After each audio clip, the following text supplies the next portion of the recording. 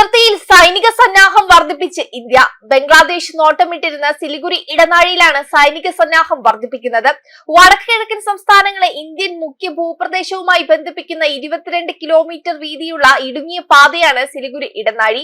സൈനിക താവളങ്ങളിലും സംവിധാനങ്ങളിലും പുതിയ വിന്യാസങ്ങൾ ഒരുക്കി ഈ ഇടനാഴിയെ മാറ്റിമറിക്കുകയാണ് കേന്ദ്ര സർക്കാർ.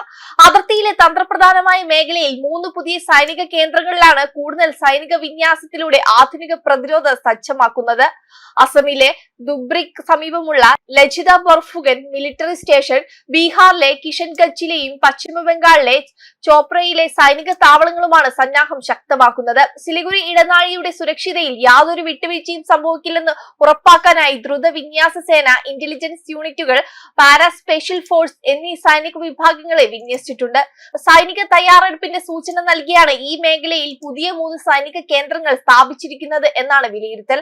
ബംഗ്ലാദേശിലെ രാഷ്ട്രീയ മാറ്റങ്ങളും രാഷ്ട്രീയ അസ്ഥിരതയും മൂലമുണ്ടായേക്കാനിടയുള്ള ഭീഷണികൾ പ്രതിരോധിക്കുകയാണ് ലക്ഷ്യം. മാത്രമല്ല, മുഹമ്മദ് യൂനുസിന്റെ നേതൃത്വത്തിലുള്ള ഇടക്കാല സർക്കാരിന്റെ ആശയങ്ങൾ ചൈനയോടും പാകിസ്ഥാനോടും ശക്തമായി യോജിക്കുന്നവയാണെന്നും ഇന്ത്യ മുഖവിലക്കെടുക്കുന്നതുമാണ് വ്യക്തമാകുന്നത്. ചൈനീസ് J-10C യുദ്ധവിമാനങ്ങൾ വാങ്ങാനും ഡ്രോൺ നിർമ്മാണത്തിൽ ചൈനയുമായി സഹകരിക്കാനും ബംഗ്ലാദേശ് പദ്ധതിയിടുന്നതായി റിപ്പോർട്ടുകളുണ്ട്.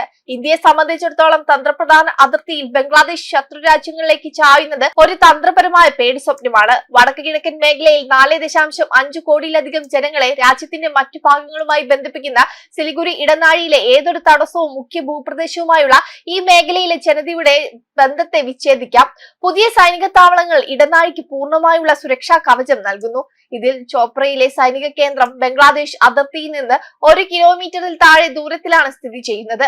ബംഗ്ലാദേശിന്റെ ഉള്ളിലേക്ക് ആഴത്തിൽ നിരീക്ഷണം നടത്താനും ആവശ്യമെങ്കിൽ ദ്രുതഗതിയിലുള്ള സൈനിക വിന്യാസം സാധ്യമാക്കാനും ഇത് സഹായിക്കുന്നു.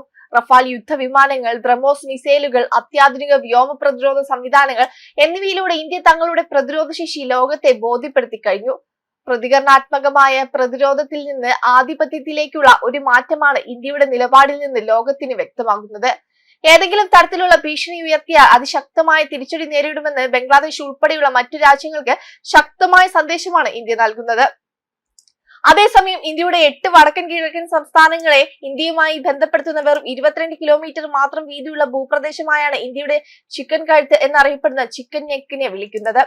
ഈ ചിക്കൻ നെക്ക് വെട്ടി അസം, അരുണാചൽ പ്രദേശ്, സിക്കിം തുടങ്ങിയ 8ഓളം വടക്ക് കിഴക്കൻ സംസ്ഥാനങ്ങളെ ഇന്ത്യയിൽ നിന്നും വേർപെടുത്തുമെന്ന് ഓപ്പറേഷൻ സിന്ദൂർ കാലത്ത് ബംഗ്ലാദേശ് മുൻ മേജർ ജനറലായ ഫസ്ലുർ റഹ്മാൻ ഭീഷണിപ്പെടുത്തിയിരുന്നു. ഇന്ത്യ പാകിസ്ഥാനെ ആക്രമിച്ചാൽ ഇന്ത്യയുടെ ചിക്കൻ കഴുത്ത് വെട്ടി 7 വടക്ക് കിഴക്കൻ സംസ്ഥാനങ്ങൾ ബംഗ്ലാദേശിന്റെ ഭാഗമാക്കുമെന്നായിരുന്നു അദ്ദേഹം ഭീഷണി മുഴക്കിയത്. ബംഗ്ലാദേശിലും തെക്കും വടക്കും പ്രദേശങ്ങളായി 2 ചിക്കൻ കഴുത്തുകളുണ്ട്.